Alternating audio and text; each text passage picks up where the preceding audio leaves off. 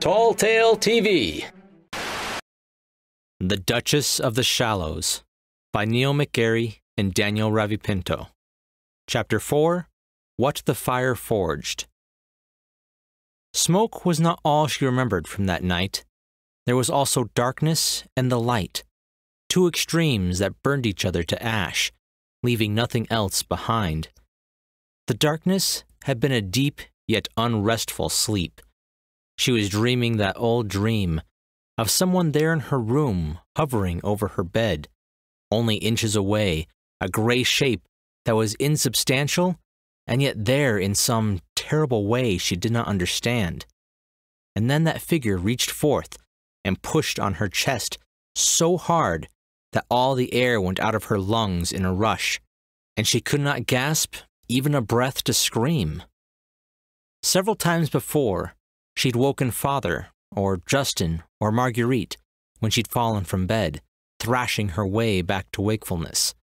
Her brother had been annoyed to have been disturbed, her sister amused, but her father would only nod as if he understood, and rock her until she fell asleep once more. But when she thumped to the floor that night, for a moment, she thought that she hadn't woken at all. The gray figure was still there, barely visible in the flickering light from the hall, and in her mouth was a hot, acrid taste. And then she understood. She was seeing great gouts of smoke pouring in her open bedroom door, along the ceiling and then down the walls towards her. Her father's house was on fire. The house had been large and rambling.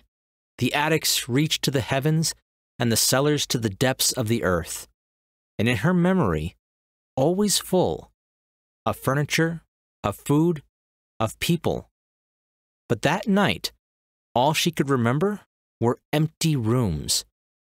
Marguerite's just next to hers, with the bed sheets pulled down and the windows open, but no sister there to smile calmly and tell her it was all right. And the door to Justin's, down the hall near the servant stairs, stood ajar, but he was not there.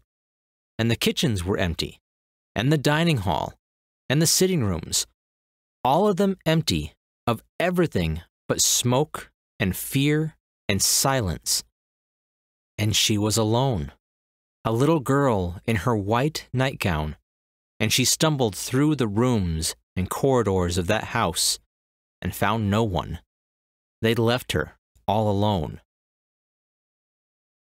She was still all alone, stumbling from the alley and blindly along the cobbles of the shallows. All those years, and nothing to show for it, and no one to help her as she ran through the dark. Lysander was 1,000 leagues away, in some bright place where darkness was unknown, and no one's mouth was full of the bitter taste of smoke and fear. Nor Noam, as reliable as the fog at nightfall, until a letter told him that he no longer need pretend he had one extra daughter. Just her, alone again. She found the foyer and the great stairs that led to her father's chambers, his bedroom and his library and his study, where he must surely be. He was just upstairs, maybe even still asleep, and she would find him and they would flee together. But the fire had completely engulfed the upper floors, and halfway up the stairs, the smoke became a solid wall of black, and the heat was like an oven, drying her still flowing tears, and making the skin on her face feel stretched and tight. She had tried 3 times to brave that heat, calling her father, for Justin, or Marguerite, for anyone. She remembered the moment when she knew that no one was coming to help her. Had the fire that night tempered something inside her into steel?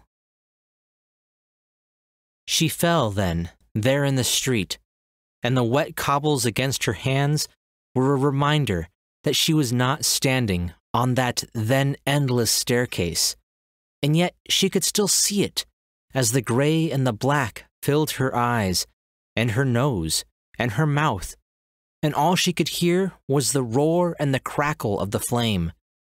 She told herself that night had been years ago, and not always still happening even if she saw it in her dreams. For the fire had gone out, hadn't it? Things burned hard in Rhodas, didn't they? She kept a hand on the purse she'd taken, some part of her still clear enough to remember that. She clutched the leather as if it were a rock in the tide that pulled her back and under once more. She didn't remember stumbling back downstairs, but the next thing she knew, she was in the cool dark of the garden.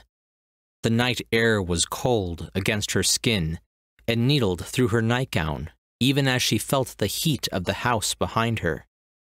The light made strange, capering shadows across the grass, and she saw that every upper window of the house was alive with fire. They could not have forgotten her. No, they could not have left her here, alone, while the walls burned down around her. And yet, somehow she knew they had, and she was all that remained of House Kell. She choked back a sob, leaning drunkenly across the mouth of an alleyway. She'd left the wine far behind, but she did not recognize this street. How was that possible? She'd lived in the Shallows for as long as she'd lived in that house. 8 long years she'd hidden in this warren, a mouse amongst mice, keeping quiet as she'd always been told. She'd run around the grounds, looking for someone, mindlessly following the wall that enclosed the estate.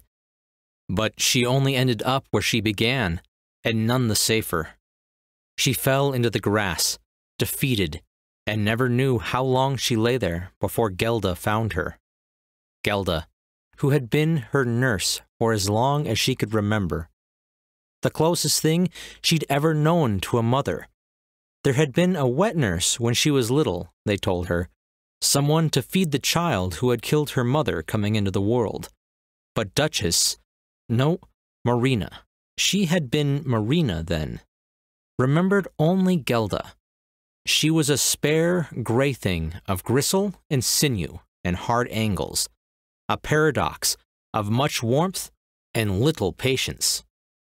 Gelda had draped an old, musty-smelling cloak about her, pulling up the hood, and hurried a sturdy pair of shoes onto her feet. She bundled Marina close, and then out the garden gate. She stumbled along now as she stumbled then, through darkened streets. Gelda had brooked no questions, driving her on as silent as evening fog.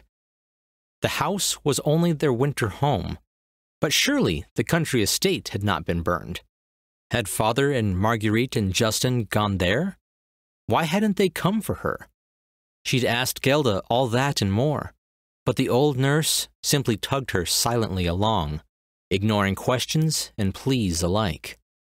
Before long, Marina stopped asking. She couldn't imagine how Gelda passed Beggar's Gate at night. She had no memory of that, but pass it they did, and gone farther and farther down the hill until they reached the Shallows. And then she staggered around a corner, and she found herself standing in the same place as her memory. She'd approached the bakery in a different way. She'd wandered farther down the hill, and then tracked back without realizing it. But there she was, as she had been 8 years before, and this time without even Gelda. The little building, with the long eaves and the solid stone doorstep, looked much the same as it had so long ago. Noam had answered at the nurse's first knock, as if he'd been waiting just behind the door. "Take her," said Gelda, handing Marina to the baker without preamble. "And now we're quits." She remembered those words as if they were written on the inside of her eyelids. "Wasn't me you owed," Noam had snapped and taken her inside. She lay her head on the doorstep as if it were a pillow and shivered, holding back a storm inside her. The bakery had seemed to her child's mind impossibly small and cramped. But at least she was no longer alone. Gelda had gone, and Noam had taken over for the old nurse, whom she'd never seen again. He'd sent his wife and daughters into another room and explained to her that things were different now, and that she was no longer Marina Kell, and that she should never again mention that name. She remembered large, coarse hands on her shoulders, hard blue eyes staring grimly into hers, the smell of yeast and sweat. As part of his family, she'd have to carry her own weight. Everyone worked, down to the smallest of his young girls, her sisters, the youngest of whom had been born only 2 years before Duchess, not Marina anymore, had arrived. He had declared that she was Duchess, who worked at the bakery and nothing more. There would be wool and cotton instead of silk and satin, and no room of her own, but a loft shared with his daughters. He taught her how to knead the dough, stack loaves, make pastries, and count coins. He'd shown her how to survive in the shallows, both with her wits and her knife. And after a while, she started to forget she'd ever been anything else. She'd been Duchess for so long that the girl she had been before no longer seemed important.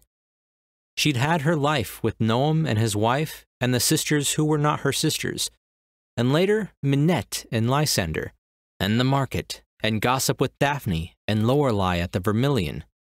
And if there were nights when Duchess wept silently into her straw mattress after the family was asleep, nights when grief and fear and anger threatened to overspill and send her running into the shallows, well, those were no one's business but her own.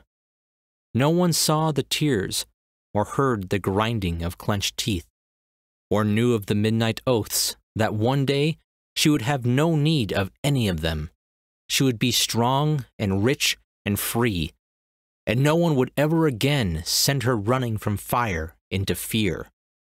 She would never again be the little girl who had huddled in the gardens like a mouse, waiting for a family that would never come.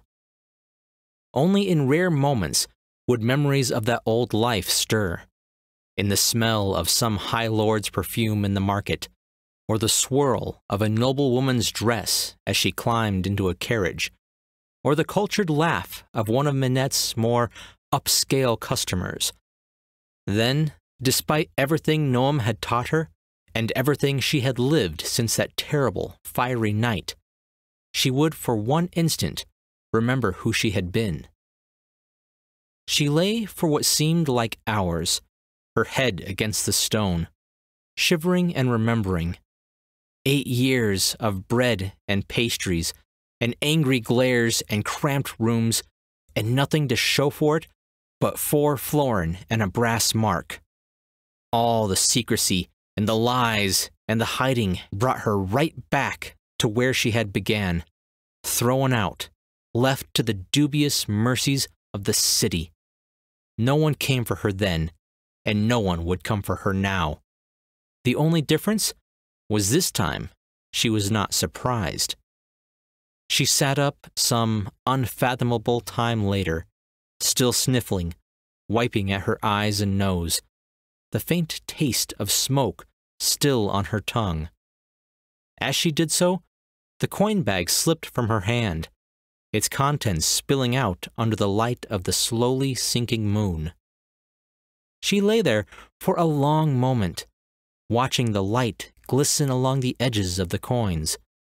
That purse, she realized, contained more than mere coppers.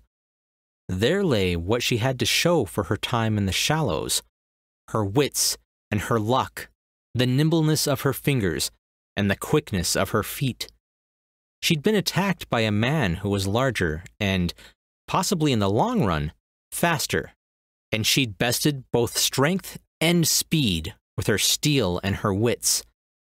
She was no true thief, she knew, but on this night, she suddenly felt damned close to it.